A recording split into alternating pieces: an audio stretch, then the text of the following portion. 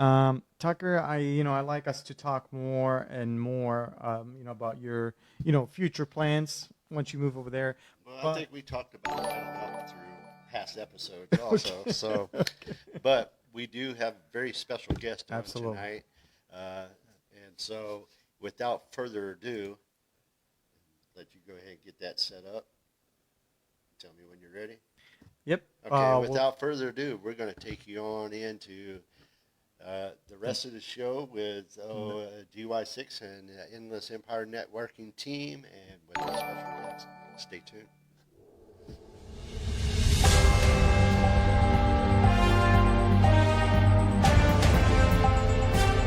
Does anyone else just want to sell everything they have, quit their job, and move into the woods? Buy some land with low property taxes, spend a year building some solar and rainwater collection to completely get away from the bills? Just live out in nature, raise your own food, get healthy, learn the old school ways of making food, maybe build an outdoor kitchen with pallets. Of course, there's the whole struggle of giving up some modern conveniences, but how much do you really have to give up? Sure, you might have to build your own internet tower and point it through the holes in the trees to a cell tower way over there. Live in a camper for a couple years till you build your cute little cabin. But really, you don't have to give up all the luxuries. Why can't you play online games in the middle of the woods? Off-grid solar power doesn't always have to be a battery with jumper cables to a light bulb. Maybe you can run some air conditioning.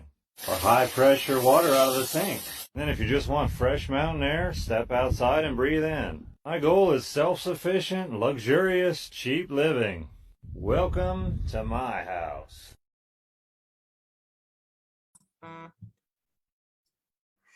Welcome, everybody. That video pretty much explains who this Nate Petroski is. I have the pleasure to actually get to know this guy personally, and I'm enjoying every bit of entertainment that he throws my way. And anyway, I just want to ask Nate a few questions. And the biggest one is, why did you decide to become a homesteader? Hey, well, that's a good question, Ben. Great to be here, everybody. Appreciate you guys letting me come on here. Yeah, why did I decide to become a homesteader? Biggest reason was I kept working way too many hours a week. Like I ran my own contracting business for 7 years, and I was doing like 80 hours a week. I took every Saturday off, and I still did 80 hours a week. So I just kept real busy, and the taxes kept getting more extreme. The property values where I lived were way too extreme. Um, the property taxes were too much, and I just, all I could see was a vision of myself 65 years old installing hardwood floor or hooking up plumbing underneath a sink of somebody's house, wondering what happened to retirement, and decided to retire right away. I can relate to many of what you just said. Um, one thing that I thought was very unique about you is how off grid you actually are going. Like you had expressed to me about the water situation you had, and I was blown away that you moved up to 102 acres, right? Yep. In forest. I was blown away that you did not have a well. So would you explain to everybody how you managed to get over that hurdle? Yeah, so that really wasn't in the plans to not have a well. It's kind of funky how it works out like that sometimes, but I'm all about rolling with the punches. But yeah, I basically purchased this land. I liked the location so much. I liked the property so much. I had looked at so many other things. This was 10 times better than anything else I looked at. So, it was just immediately like, yeah, let's just proceed.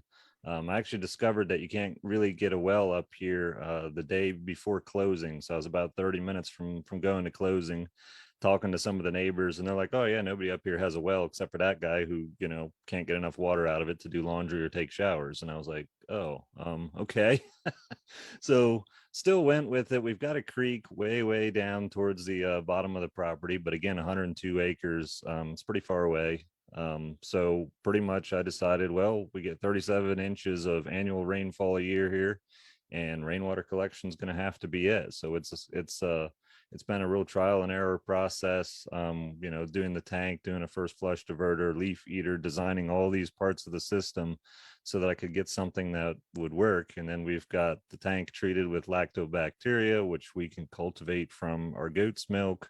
And so it's all about seeing if I can come up with everything that I need to survive. And of course, water is very important. It's all about making a big system like that where I don't have to rely on driving to town to haul water like a lot of other folks around here do.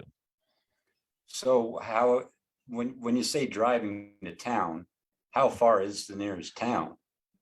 So I'm not actually sure how many miles it is. As far as a straight shot, it's like as the crow flies, it's probably not too bad. But it takes about a half hour to get to town. So if I wanted to haul water, it would be an hour trip total, plus the time filling up the water at the firehouse, and of course buying the treated water right from them, which it's great to have that option.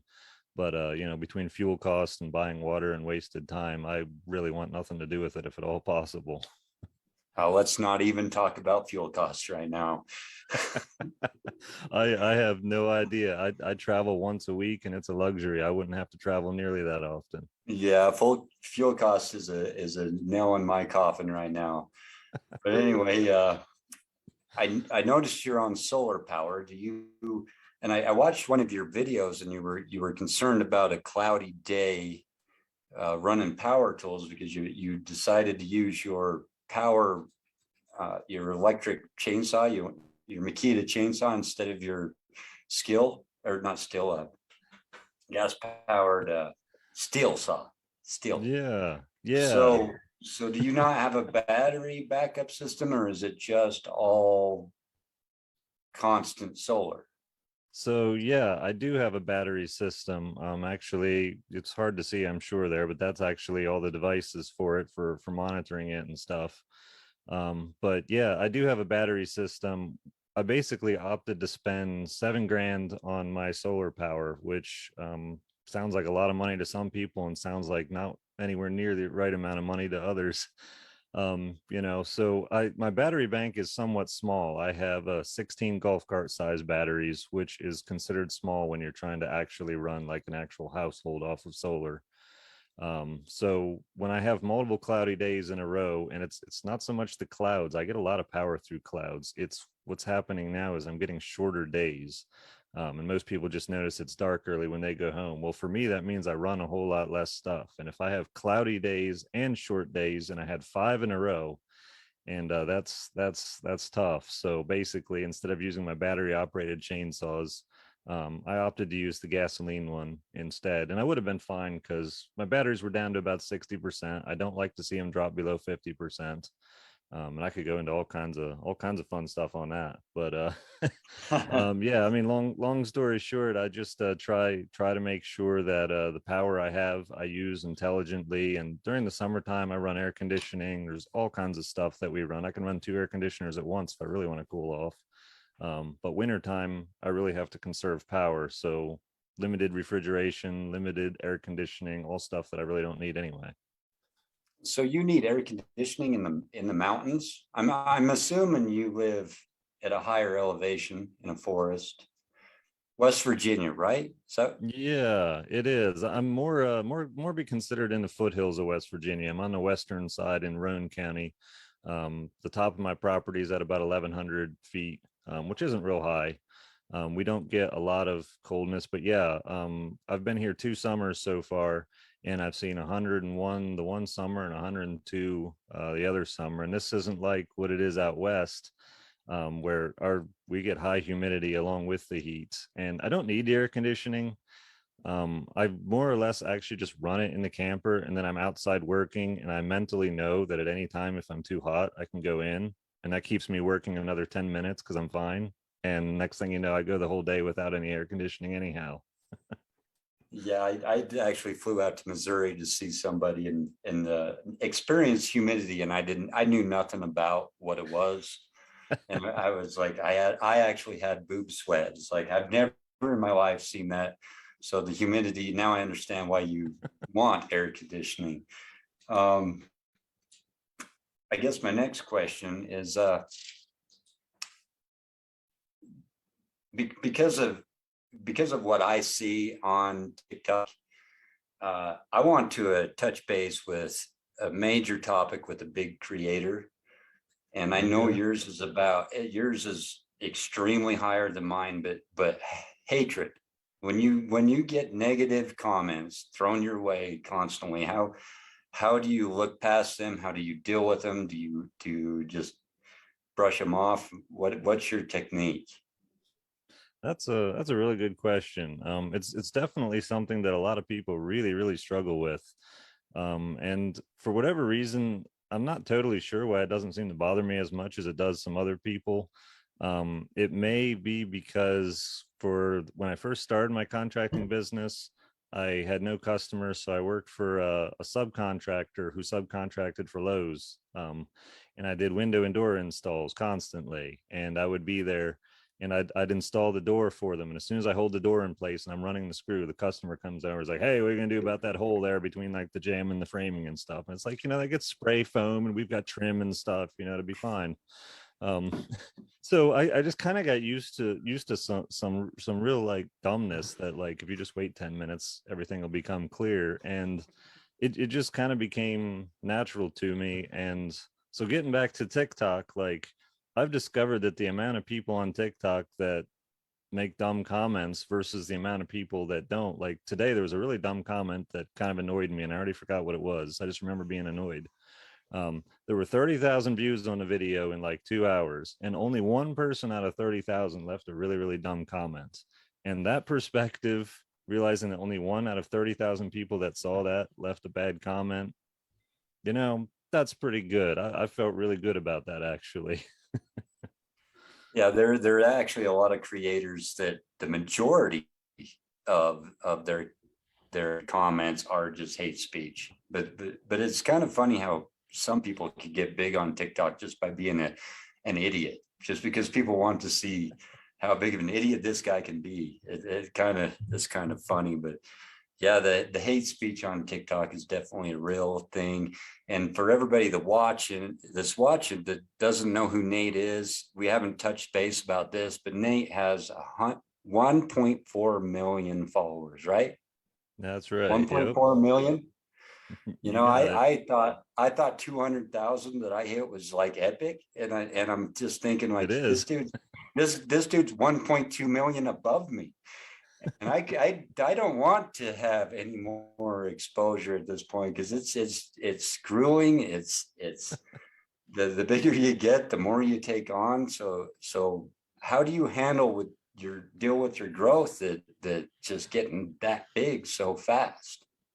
Yeah, that really is something that I'm kind of I'm not going to say struggling with, but it's new to me. I've never like done anything major on social media, and so starting last like December 22nd with 0 and getting all the way to 1.4 million now, it's crazy to grow that fast, because like you make friends on there, people you like to interact with. And I know, like, while I'm doing this podcast, there's probably 30 people that really like me and left a comment, and I'll probably never see it. I'll probably never get to interact with them. They're probably the coolest people on the face of the planet. And like, to me, that's the biggest struggle, is that there's super cool people out there, and I'll never live long enough, even if I just go through all my comments and try to reciprocate with folks.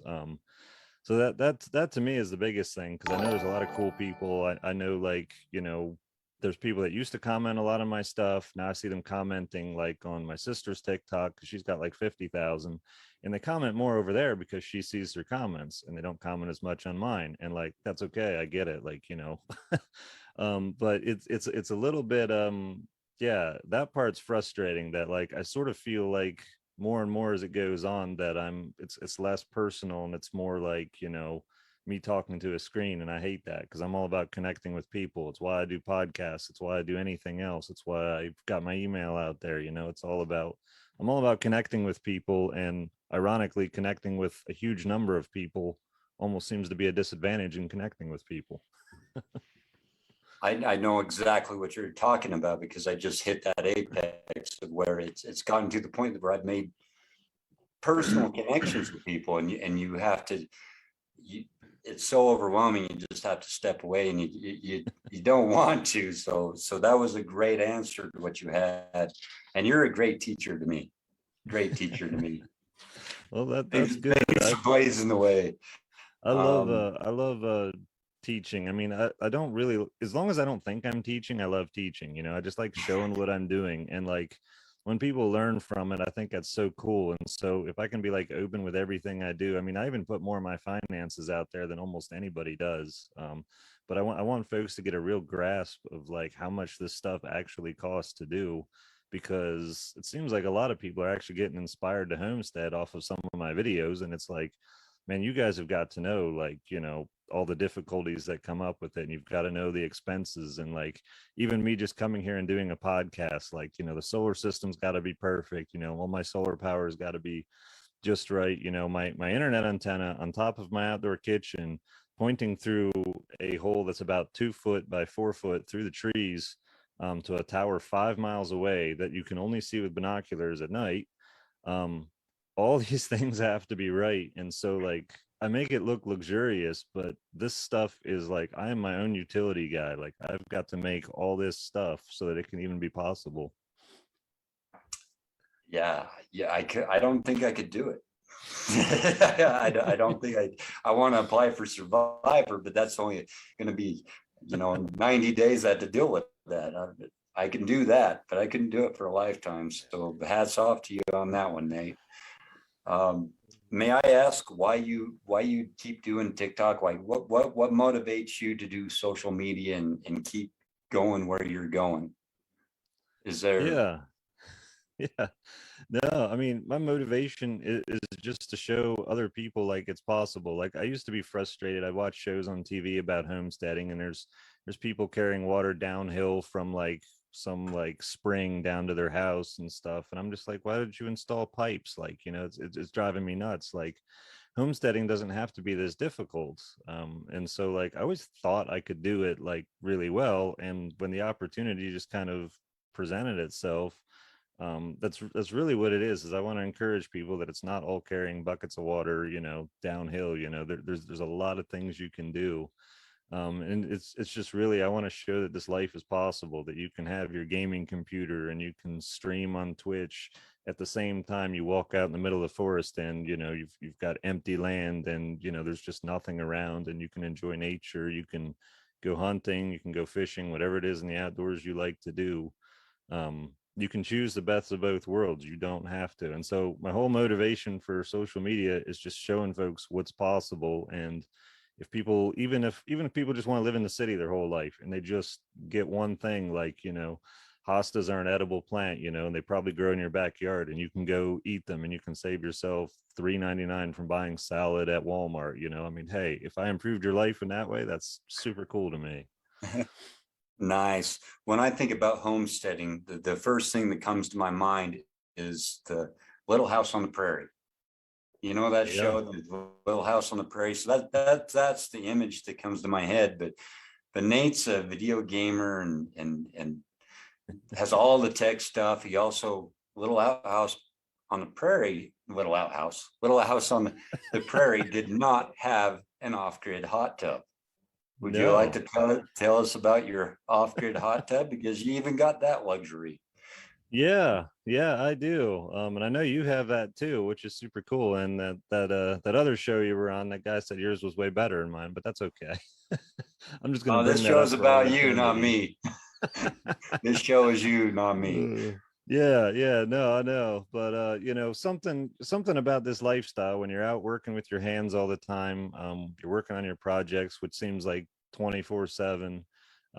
There's just nothing better than just sitting in a hot tub. Like I never cared to sit in a hot tub until I moved off grid, and all of a sudden it's like, you know what? I just want to stare in the forest and like sit in a hot tub and be warm, and drink a beer and look at nothing, and so I basically got this free hot tub, and it ended up being kind of an ordeal. Everybody on TikTok thought I was going to give up on it. I mean, nobody thought, there's like, you can't get a used hot tub and make it happen.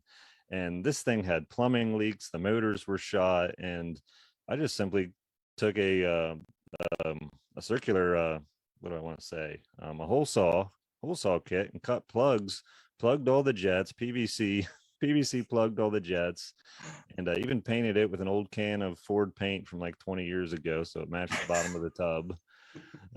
Got a pool sand filter. I did have to buy that. hooked up all the plumbing, and I essentially made my own hot tub out of this shell. And it's an insulated shell, which I really like. And it's actually out there going right now, just running water through that copper coil around that fire. I think we're about 90 degrees. It'll be about right to hop on in after the podcast here. But yeah, no, I'm loving that thing. That thing is too cool. So how long does it take? How much does it drop in temperature overnight? That's a good question. And obviously, you know, at least here we've finally entered winter. We got our first frost last night. So obviously the ambient temperature plays a huge role, but it looks like I'm losing about a degree every 2 hours at the moment. Just sitting there.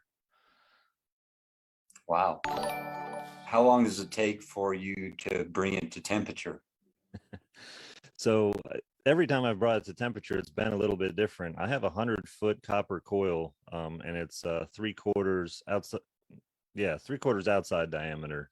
So it's a lot bigger. Most people do it with a 25 or 50-foot half-inch coil. So I have a much bigger coil, and I have a pretty big fire pit. I just throw all the wood in there, and I had it go from 58 degrees to 95 in 4 hours. I was kind of pushing the fire a little more than I had before. I've easily had it get up to temperature in 8 hours, but I was able to get it to almost hot tub temperature in 4 hours from 58 degrees, and I thought that was really cool. Can I tell you just a short story about my hot tub Yes, that please. when I was doing mine? So I built mine 4 years ago. When I tested it, did the same thing as you, but I did 50 feet. When I was testing it in my backyard, I was just testing it, and I had Yeah. friends over, and one of the guys didn't tell me he was jumping in, and I hear him yell. So we all turn around to see what's going on, and he jumps out. He says, "How hot is that?" And I said, "I have no idea. I'm just seeing if it actually works." So we went over and tested it, and I think it was 135 degrees. Wow. Dude got boiled. Yeah, the dude jumped in. It was extremely hot. He was stark naked, and the next door And that was parking the last lot. time you ever seen that person. It was funny. I just had to bring that story up because it totally reminded me of that moment. But yeah, that was those like a lobster boil. That was like a lobster boil, right? where I was getting at with that story though, Nate, is have you ever got it so hot that you're like, no, I'm not getting in? Yeah. I had it get up to I think 115. And that was way too hot, and I actually just left the cover off for a while. But that's really the biggest disadvantage I'm finding to a wood-fired hot tub is like you can make it too hot and then you have to wait. Like it's no problem if it's cold. I can make it hot, cooling it off. Like I didn't really think through that. Like, am I gonna have to like plumb it through a radiator with a fan in it to like try to cool it? No, I'm not doing that. I'm just gonna be more careful on managing my fire. But my mind is already going to like these other ideas. Yeah, there's so nobody. That's a good topic we just brought up because nobody ever thinks about that, because a lot of people are actually trying to do those tubs, and it's getting more and more popular, but nobody thinks about, well, we might cook ourselves. Yeah, that's a real possibility. You got to be pretty careful with that. Yeah, Hey, there's no Thanksgiving's coming thermostat. up, so. There's no electric on and off that just controls the temperature.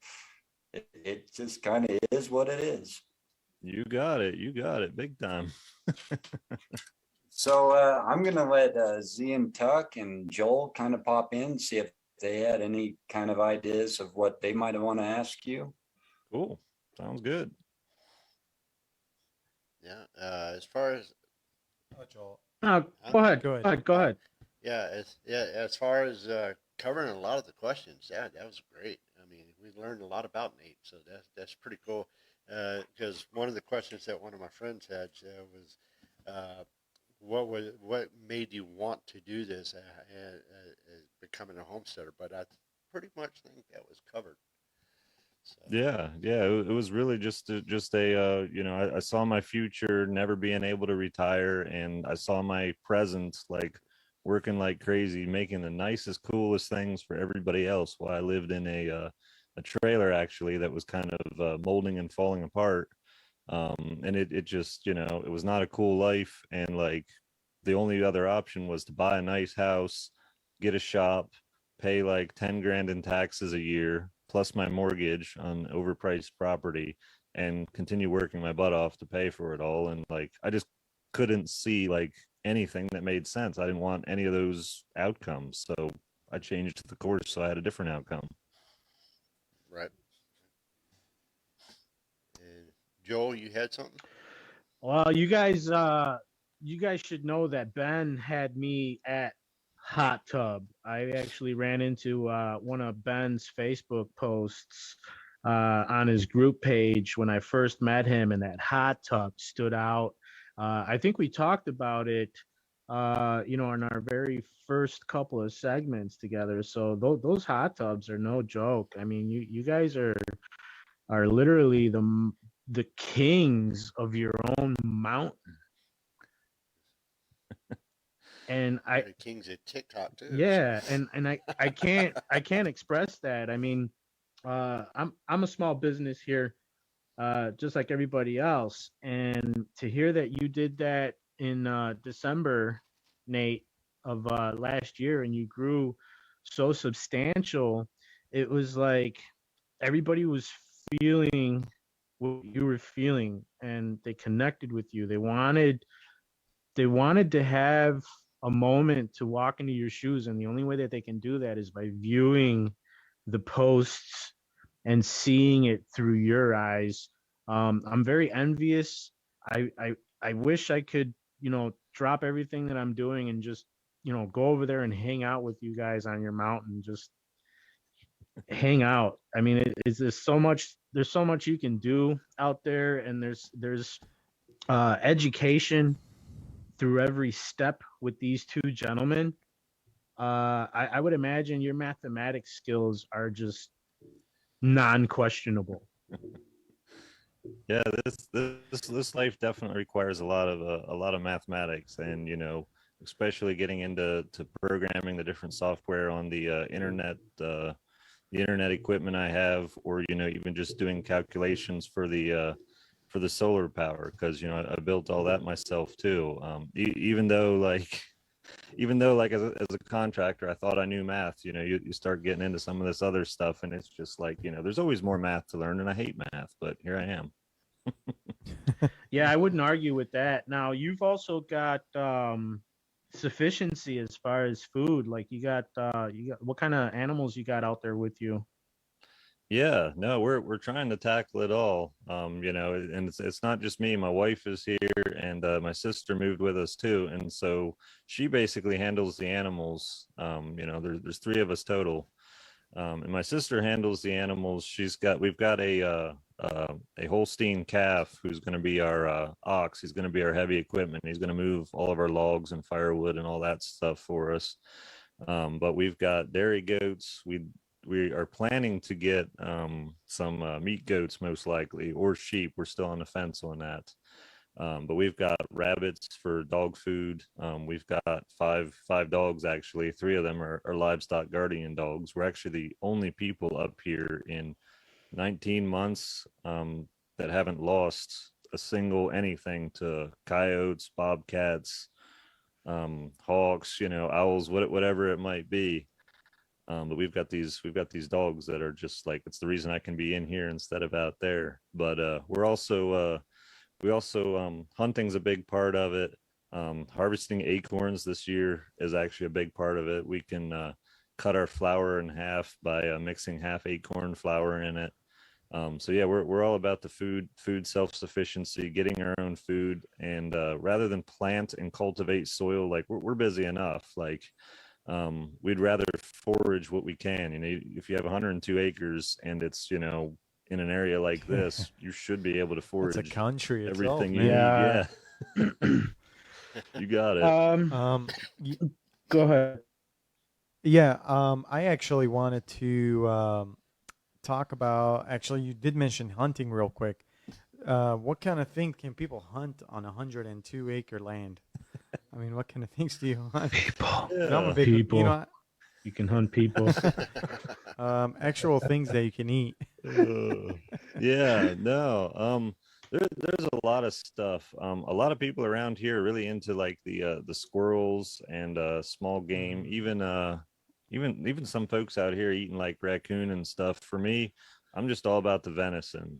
Bear is a big one too out here. People Wow. hunt bear. I don't think there's any bear on my property. They're all around here, but bear just don't. Any elks? No elk. Nope. Just white-tailed deer. But there's some very Wow. nice white-tailed deer out here. As far as Okay. on the Wow. eastern half of the United States, that's about as good as we get. You guys have all the elk out west and stuff. Yeah, well, one thing that would make me, do something like that is to go live out, like, and have a 102-acre land is just, would be hunting part of it. And also the other thing that you mentioned earlier is nature. Because I think one thing that a lot of people know is it's like we're so used to electronics. We're so used to everything like, oh man, we can't stay away from where it's busy, where we can get a good signal. But seeing someone like you, where you're getting everything else that everybody that's living in the city is getting, it's like, hey, you can't say no, you can't do it. It's how you're going to do it and when you're going to do it. It's like it's possible. It's just, how do I get started? Yeah, You know, that's it. It's the getting started part. But if you've got a mind for figuring something out, and when one thing doesn't work, you plan another way. Like, yeah, it's possible. I'm all about showing it's possible. you know what I just realized? I realized that when everybody else's power goes out, Nate's is still on. Yep. Well, And let me tell you, I got solar, but one thing that I didn't do, like Nate did, is I didn't buy the batteries, which was a big mistake. Well, now you know. So Now you know you can get yourself some, a set of golf cart batteries, and too late. I mean, I don't know if they will allow it over here in the city because it's the city limit. Because you have to get a permit and stuff. It's not like sounds like you need a mountain. that's right. Well, that's why I said, how do I get started? Yeah. Well, Maybe I move mean, my solars out there. I just sold everything and used all that capital to get started and just budgeted it like anything else. If you go to the grocery store, I mean, maybe you guys don't, but a lot of people, when they go to the grocery store, they got a list and how much they're going to spend for meat, how much they're going to spend for. You just upsize it. I was going to spend so much for land. I was going to spend we so make much for that list. power, Believe and me, man. that was it. Yeah, we do have that list here too. Unfortunately.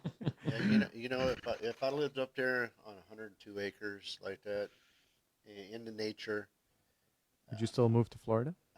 I'd have to become known as Grizzly Adams because I definitely would find me a pet bear. So Oh, how man. much do you guys think 100 acres should cost, or how much do you think per acre something like that should cost? Here, like around here? I Yeah, mean, around here, the yeah. price is going to change. I'm in Chicago. Not that we got mountains out here. I mean, we got some pretty steep hills, but nothing crazy. But the property tax alone will kill us. Yeah, exactly. I actually had just a buddy of mine that recently bought I believe it was a 60-acre or 65-acre land up north for 180,000. It was a pretty sweet deal, but you can't find something like that right now. This was like, I'm talking about like a year ago. But right now you can't find anything 102 acres, maybe further out north where, it hasn't been built yet. Yeah, you're still probably gonna find I stuff. would imagine But the biggest answer to that would be timing. What yeah, was it worth 10 years ago versus now? Well, another question is, was it cleared? Was your property in certain areas cleared off, or did you have to actually go in there and clear it? That's a really good question. There was a bunch of logging roads kind of through it and ATV trails. I actually have 1.3 miles of ATV trail kind of in a loop, which is really cool. But yeah, just I think about 20-30 years ago, land in this area was about $250 an acre for a plot this size. But yeah, for me, I actually ended up giving about a thousand an acre, and there's still land around here that's not that much more even right now. As long as you buy a big enough plot. 1,000 an acre. Wow. Yeah. That's still great. That's a good buy for a lot of ground. Hell yeah, it If is. you were to buy, say, 103 acres where I live and have I'm moving a there. lake of the view of the lake, you'd probably pay 200,000 an acre. Yeah, I At could this see that. at this point, it's stupid up here. Stupid. Yeah, no, it's to me, it's just one of the things, I want to tell people, like, everybody thinks land's so expensive, and it is, but if you actually want to do what I'm doing, you got to get out of your comfort zone, and some of that means you move 300 miles away from where you used to be to somewhere else. Yeah. I think that's the key. That's why I need to move. The thing is, I don't want to move anywhere outside of Arizona, but I can probably find something. I hear the high desert's Um, good out there. yeah, yeah. Wow, that's awesome. We've It's got one question I wanted to address. I lost his name. He's somewhere. Chris Cole asked you about. He brought up your outhouse. So Okay. you've got. He says your outhouse is a quarter. I lost the comment, but how far is a walk to your outhouse? Yeah. So the outhouse is actually a quarter mile away from this camper, from most of my buildings. It's either a walk or a 4-wheel ride away. Yep. So did you do that for certain smell reasons? No, I actually did it because again, I came, essentially from the suburbs, from the city. You don't just know how to build an outhouse that's good. So it's actually a test outhouse. And I wanted an outhouse that was central to a number of the fields we have on the property. And so I said, for the first outhouse, I'll put it out there. We always want an outhouse there, and I built it out of slab wood, never built out of slab wood before, so everything was an experiment. I even used the fallen log in part of it. So this winter, it's actually in the plans to build an outhouse in this field. Now that with all the knowledge I've gained of how that works, how a soldier fly larva will eat the manure and actually make it so you never have to move the outhouse or clean the outhouse, it'll be a permanent structure. The soldier fly larva essentially crawl out, and they'll be used for duck food, so it's all part of the cycle of life. Wow. But yeah, there's a lot to, like, I've got a whole ton of different projects going, and the outhouse is its own project, its own design, and all that. Question. Ready? Yep, go for it. As far as like like medication, prescription, stuff like that, anything to keep up with your health, how far are you from a local store? Like, is there a Walgreens over there around the corner? Like, Yeah, well, a lot of what we're doing, and I haven't done many videos on it, but we're definitely learning a lot of the native plants. We actually have a willow I've tree that got taken out to make the pond, and I know that you can make essentially aspirin out of the willow bark off of the that was first that year was growth. essentially going to be my next question. Like, are you making your own medicine out there? I mean, it's sound when we say you are self-sufficient. Yeah, I mean, it is the goal. I'm definitely not at the point of full self-sufficiency, but we are rapidly moving that way as much as possible. We do have yeah, like a Walgreens. There's actually a hospital that's like 35 minutes away.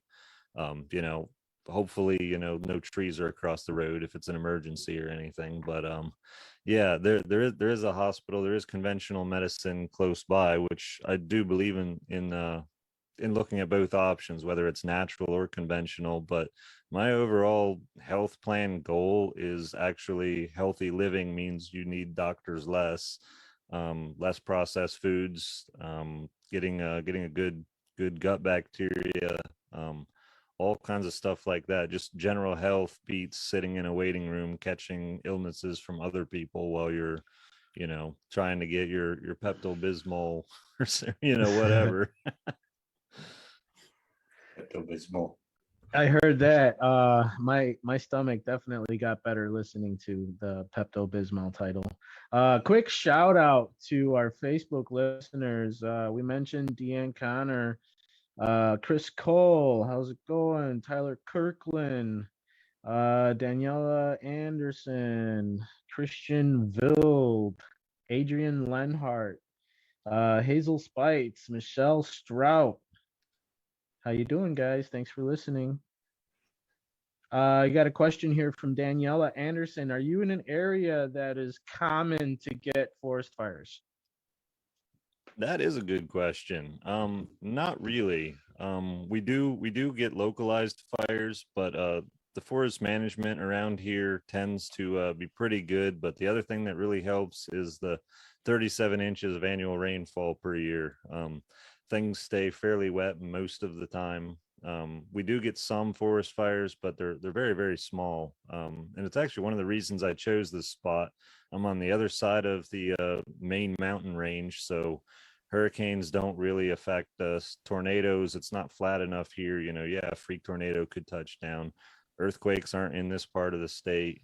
Forest fires just aren't real common. Like all these great disasters that come on people's homes, are very rare here. So I'm sorry, go ahead, Ben. I got a question for him. So let's talk about snowfall, because that's something I deal with. So what kind of snow do you have to put up with? So definitely in parts of this state, the snow can get pretty significant. Most of the time last year, I didn't even put boots on for the snow. We had 4 inches, 6 inches. I think we had 8 inches at most at one point. But it's really people ask all the time, are you prepared for winter weather? And I'm like, I don't know. I mean, I just walk in snow instead of walk in mud. What's the difference? How cold does it get in the winter? Now that really varies around here. Last winter we had 2 weeks where it was below freezing straight during the day as well as at night. The year before that, when I was looking to move this camper back the fresh driveway I had put in, what I was struggling with was that it froze one time in November, and I was like, okay, good, I can't make it November. Sometime between now and the end of the winter, I'm going to get this RV pulled back here. The ground never froze again. So it really depends. Okay. I go into a deep freeze for about 3 months. It's frozen every single day. We're below freezing. Wow. Yeah, so, that's not for me at all. I'm all about the longer growing season, and I don't like cold. What temperature are we talking about when we're talking 0 below? Are we looking at -40? Oh, he's talking about 32 degrees and below. Yeah, okay. Yeah. That's pretty cool. We saw 11, I think 11 for a low last winter, maybe 9. I'm not sure. It really, we're not touching 0. Now they say it can get below 0 for several days in a row. It's rare, but it can happen. So if that happens, I've got a plan for some things with my water system and all that, because I'm only designing it for, the typical. The typical. And then we got another question here. I'm sorry if I don't pronounce the name right. That's Louis Revere or Reveres. I'm sorry, brother. In a few years after the pond gets filled and established with fish, how many types of fish will you put in? And are there any worries about water oxygen levels? It's a good question. That is a good question. I still have yet to do my research on the fish. I know there's people talk about catfish a lot around here. I'm not real wild about catfish, but there are other types of fish. I actually just want to travel to other people's properties, other neighbors' properties. There's a lot of ponds around here, and just talk with them about the fish in their ponds, how it's going. As far as the oxygen levels, there's going to be certain plants that we plant down there. I'm going to let my sister do most of that. She's really into the biology and the plants and all that. So I'll kind of let her design, a natural ecosystem that's, it's going to be compatible with our area. But it's highly likely that I will put in something solar powered down there for like a bubbler or a fountain, or I may do hydropower off of the creek that's right next to the pond. Hmm. That's cool. I think so. I want We to. got another question from a viewer. She wants to know what is your elevation? 11. Is that 1,100 1100? feet. Yeah. 1,100. Yeah, At the pond, it's I like think she might have tuned in. 850. Yeah, I think she might have tuned in a little bit later than when we mentioned it before. So Thanks for tuning in, Becky.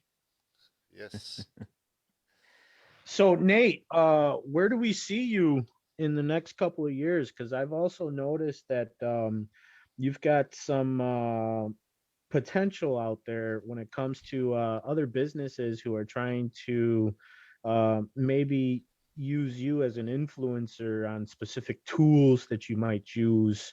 Maybe you might want to open your lot, turn it into a campsite for people who want to come visit and party with you. Like I'm one of them. I don't know about you guys, but I want to hang out with Nate.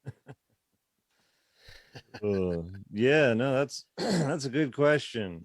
I kind of, as far as income, I'm all about diverse income. So like if social media ever becomes like the only way I have income, that's just not good. Because that can go away, just like that. But the original plan was to do some contracting and stuff. But I think long term, I'd like to open up basically a homesteading course. You've got different people you can go to learn bushcraft survival and stuff like that. Well, I would kind of do a beginner's course of how to start homesteading and how to set up systems and like how to use what you already have. And it just get beyond the videos I put out and make it more personable, and for folks that actually want to live this lifestyle, it would give them the confidence, I think, to do so. And Well, you definitely have a voice for podcasting. I'm sure if you read a book, we could definitely just keep up with that. So that's definitely a perk that you got. I'm sorry for cutting you off, Ben. Go ahead. I had just lost what I was actually going to say. Oh man, don't Lost it. hurt My me. my attention span is that long. I'm sorry, dude. I'm sorry. All right, we're gonna have to start raising hands now. Yeah. Just kidding. what the thing I've been noticing through this whole podcast, though, that I have to mention, is with Joel being down there at the bottom, and where Ben's computer screen is, it actually looks like every time Joel speaks, Ben is looking down at him.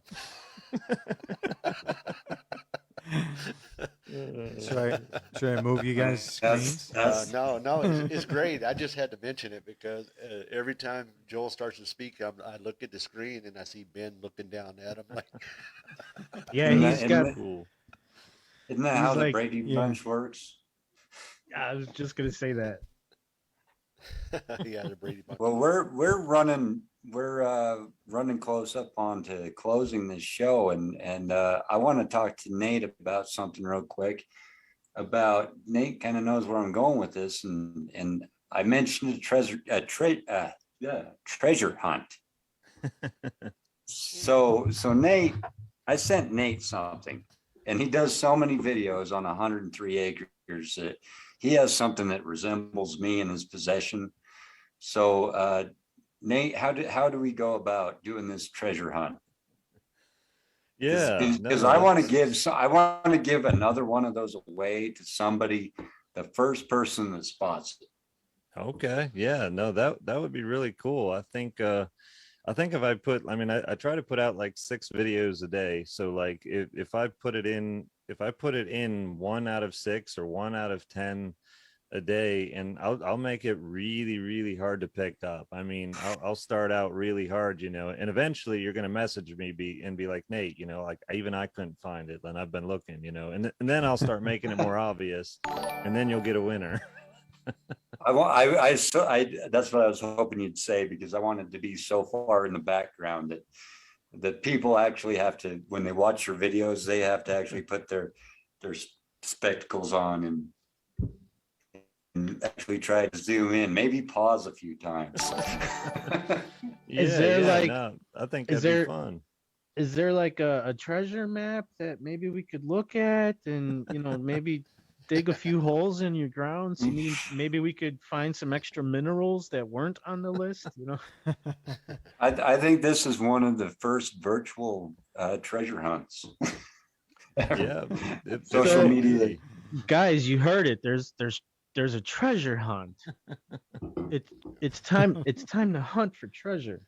So you know what that sorry. You know what that means? That means when this treasure hunt starts, you'll be starting to watch a lot of Nate's videos looking for this particular item. So that's how I understood Yes. it. You have to watch Nate's videos in order to accomplish this mission. And I'm sure once it's been accomplished, we'll acknowledge who found it.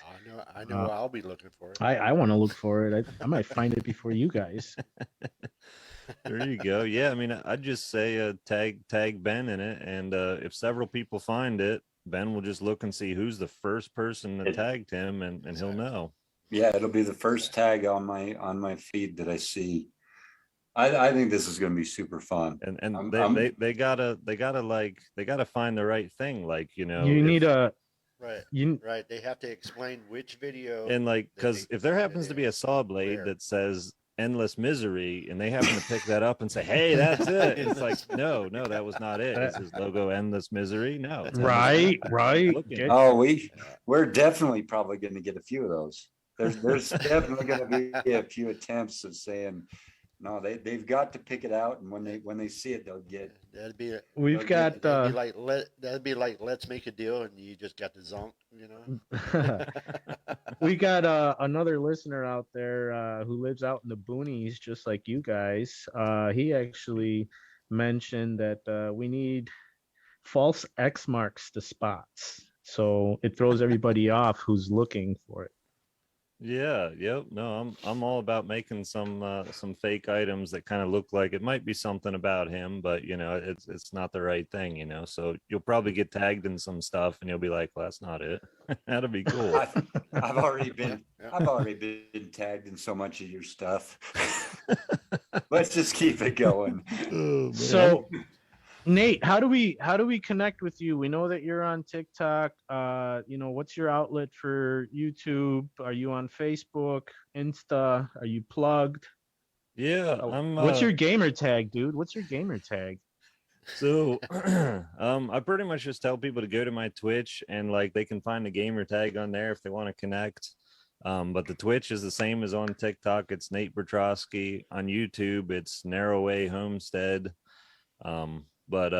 Yeah, I don't and at natepetroski.com you can find all kinds of everything I do, anything I would sell, and I'm so not into like pushing products. Like that irritates me to no end. Sure. So like the stuff's there, I ain't gonna tell you what it is, I ain't gonna tell you nothing about it. And yeah, but that's how you can find me. And I have an email address on the website if you really want to get a hold of me. That's the best way, because I don't even have to go over how many messages and stuff I get everywhere.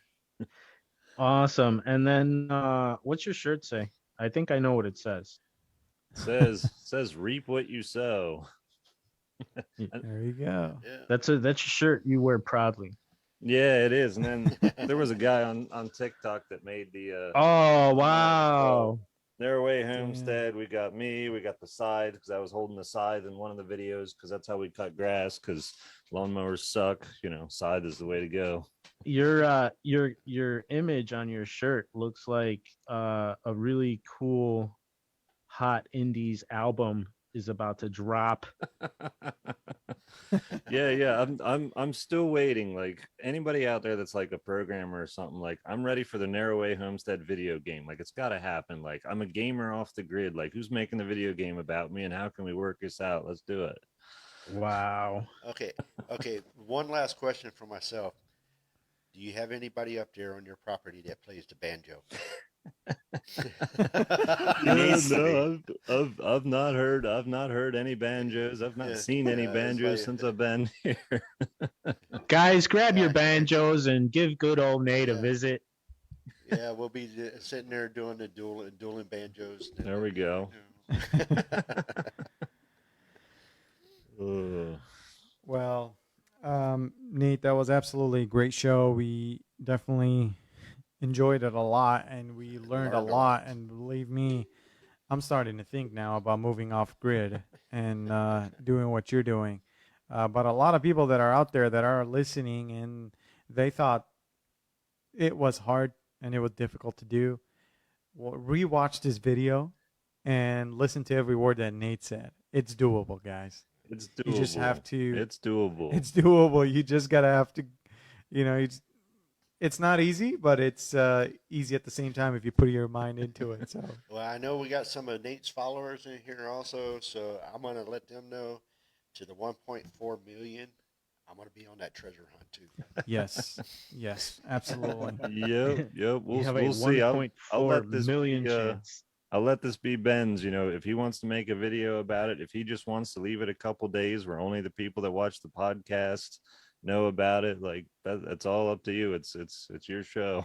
I'm definitely going to leave it for a week.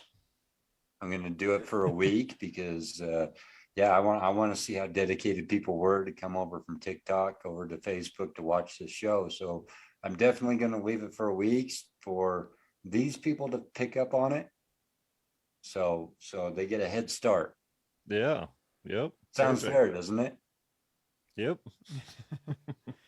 Ben, if Ben there's and any Joel, if there's anything I Yep. can do to help with that, Ben, let me know. My time is yours. I want to thank everybody who took their time, their precious time to hang out with us. Nate, you're a really cool guy. I want to be a homesteader after this session. I also want to be like Ben, so now I get the best of both worlds from different locations. So thank you. There you go. Perfect. Ben, Oh, And last words. I'm Ben with Endless Empire. Everybody kind of knows where I stand. Great show, guys. I really enjoyed this one. I enjoyed them all, but this one was really Yeah. super fun. Yeah, and Nate, thank you for joining the show. It was a pleasure and honor to get to know you, Yeah. and I'm No, sure we'll have more contact with you in the future, yep. and hopefully have you back on in the For future. sure. No, I appreciate it. This was a blast. And yeah, if anybody wants to get a hold of me, I'm on TikTok. We need Ben to build you a venue on that mountain just for yeah. Let's go back to what he just said real quick. So Nate, before we leave, let everybody know what social media platforms you're actually on. Yeah, so I'm on YouTube as Narrowway Homestead. I'm on TikTok as Nate Petroski. I do Twitch as Nate Petroski as well. I do Clapper as Nate Petroski. I'm seldom on there, but there's certain content that doesn't fit on TikTok, so that's starting to go to some of the other platforms. And the folks that are really interested in what I'm doing get some extra cool stuff by checking out all the platforms. Awesome. So basically what you just said, I don't do Facebook.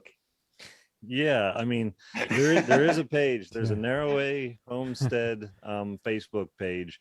My wife updates it. We occasionally throw stuff on there, but yeah, Facebook, I don't know. I'm a busy guy. Facebook had to, just take a back seat. More and more people are going to say that. Yep, you bet. Yep, yep.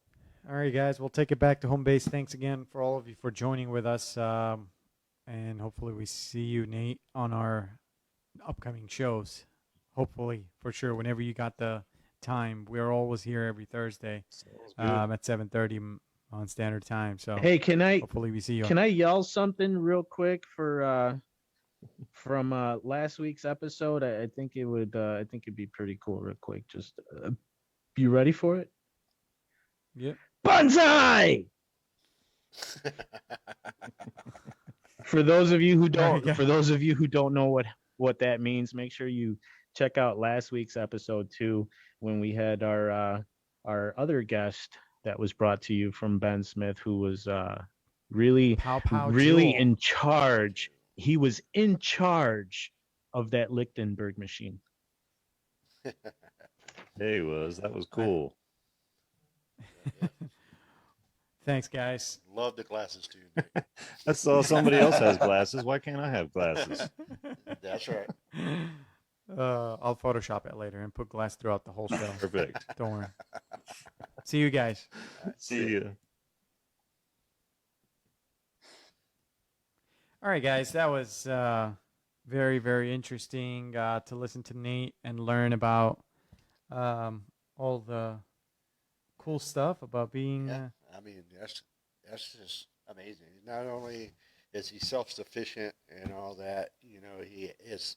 It comes down to a science, you know, like he was talking about with the internet antenna, having it positioned just right, and all that stuff. I mean, it's just like scientific, mathematical. It's just like this guy knows exactly what he's doing, and I'm definitely going to be watching a lot more of his stuff on TikTok.